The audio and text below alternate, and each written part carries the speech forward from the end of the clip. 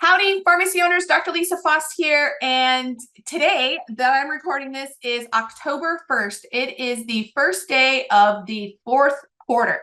Now, the fourth quarter is the most profitable quarter in pretty much all of business. And the same is true for pharmacies. And you should have a plan to maximize the fourth quarter opportunities. There are certain things that only happen in the fourth quarter, and you can't take advantage of them at another time of the year because they don't exist in that time of the year. And so I thought I would talk to you guys through just some of my favorite tactics, not all of them. Those of you inside Pharmacy Badass University, obviously you get the full boat, but there are some things that are here. Probably the top of mind for most of you is vaccines, but it's not just about doing the vaccine. Yes, there's ways to optimize vaccine. Medical billing is probably the number one way to optimize your vaccine revenues. I actually just was on a call this morning with one of my inner circle members, hearing how they had they got some of their early first claims through DocStation, and they got paid. So medical billing with your vaccines. But even those of you who are just billing the traditional way, or maybe patients pay cash, is the other things with the vaccine. So one of the best things to sell with vaccines is supplements and OTC cough and cold meds, right? If somebody's in there getting a vaccine, they don't want to get sick. We all know that people are still going to get sick with other things. And they also might be interested in some supplements that might, boost their immunity, things like hand sanitizer. They might be interested in things, for their kids, for themselves, for aging parents. And so OTCs and supplements is probably the first thing with vaccines. Depending on other services that you have, obviously you might want to market and advertise those other services. If you have a weight loss program, it's a perfect time to start planting that seed with those people to come use you for your weight loss program. If you're selling any 503B products like NAD or Somorelin or injectable vitamins, market to those. Wherever you have your vaccine set up, whether it's a table, a cubby, a waiting area where they sit, have flyers, signage, have products there, make it easy. If there's a table and you want to sell some vitamin C and vitamin D and zinc or elderberry or whatnot, have it right there at the table. So all they have to do is pick up and grab. They don't even have to go find it. And then you restock the table to make it easy. So that's probably one of the easiest things in Q4 because most every pharmacy does vaccines. If for some reason you don't even do vaccines, it's still a great time to remind people to stock up on their OTCs and supplements, right? The last thing you want to do is get sick on a Saturday evening, have a sore throat, and realize that you have no more ibuprofen, right? That's the last thing you want.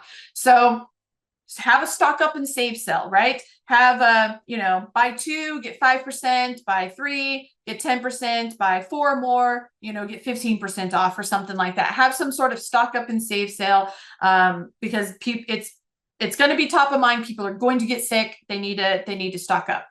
On your prescription side, obviously there's a lot of things that happen with prescription billing over time. First thing that probably comes to mind for most of you is deductibles.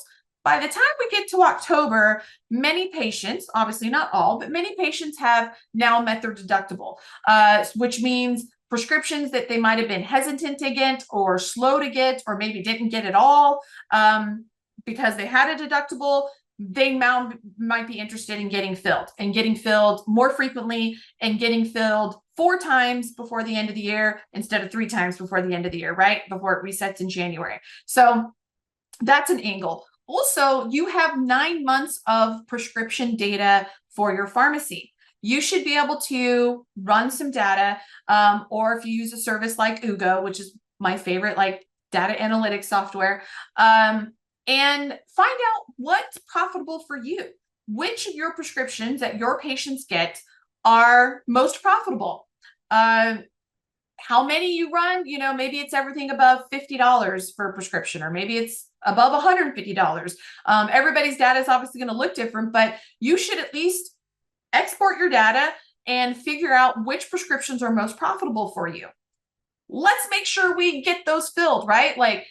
Let's start calling those patients. Are they due for a refill? Can you put their refill on an automatic reminder so that you're calling the patient to, ask if they need their fill again? Try to get it filled 4 times before the end of the year. Fill it now, fill it again in, 28, 29 days, 28, 29 days, you can get 4 fills in before the end of the year.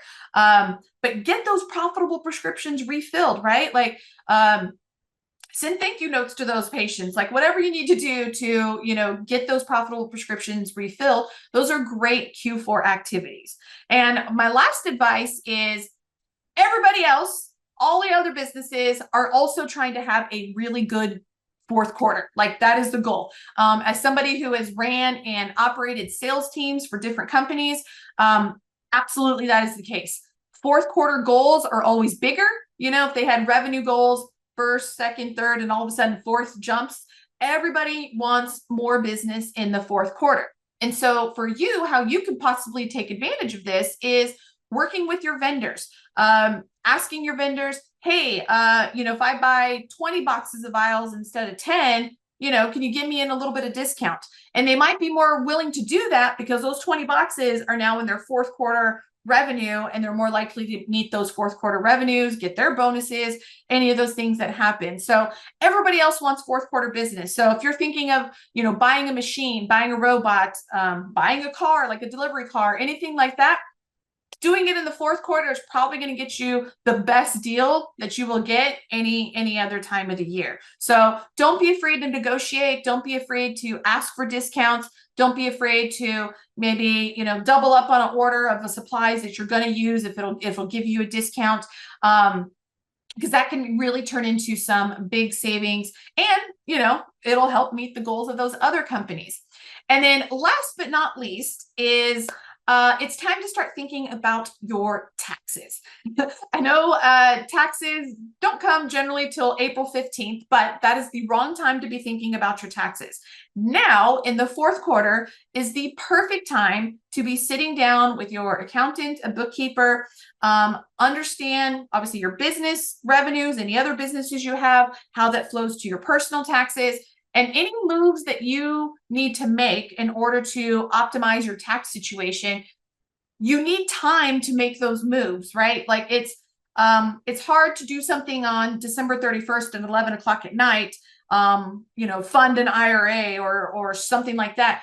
You need time to do things. So now's the perfect time. Call, ask for those appointments if you don't already have those on the books, and figure out a tax strategy that will pay off in 2026. So make some of those moves now. Maybe you find out there's a way that you can fund a self-employed 401k, which lets you deduct 70 some odd $1,000 when you fund it. Maybe there's a strategy where you're looking to buy a new delivery car or something, and you can get it in this year in order to take advantage. There's been tax changes with the One Big Beautiful Bill, the OBBB. And so, no matter where you're at on the political aisle, those are our rules now for taxes. And so some things came back, like accelerated depreciation and some other things. Some things went away. So it's important to sit down and give yourself enough time to make any moves in order to have a better tax day come April 15th, 2026. So hopefully that was helpful for you. If you don't have a plan for Q4 and you want a plan, if you're a Pharmacy Badass University member, come on over, have a call with Mike, or join our office hours calls with me. If you're not a Pharmacy Badass University member, I would make that your first priority, because even if you join at our basic level, which is $100 a month, I promise you, and I guarantee it with money back guarantee, that you will make far more back than the $100 you pay us just from the discounts. We have over 40